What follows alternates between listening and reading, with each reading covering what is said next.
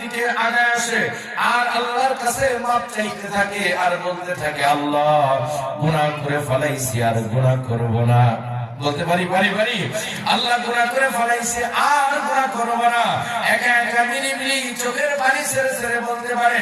আমার সাথে সাথে আপনারা একটু বলেন নাম, গুনাহ যাকো রেসি মাওলা, সবই তোমার জানা, তুমি যদি মাফ করে দাও কে করিবে মানা।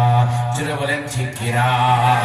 আল্লাহকে নিয়ে মাঝে মাঝে বসবেন, আল্লাহ আমি এই গুনাহ করছি গোপনে, আমার বিবি জানলে আমাকে স্বামী বলে পরিচয় দিত না, সন্তান জানলে বাবা বলে পরিচয় দিত না, মা বাপ জানলে সন্তান বলে পরিচয় দিত না, এলাকার মানুষ জানলে আমাকে নেতা মানত না, এলাকায় থাকতে দিত না। রে মালিক, তুমি আমার গুনাহগুলোরে গোপন করে রাখছো। আয় আল্লাহ, আমার গুনাহগুলোকে তুমি গোপনেই মাফ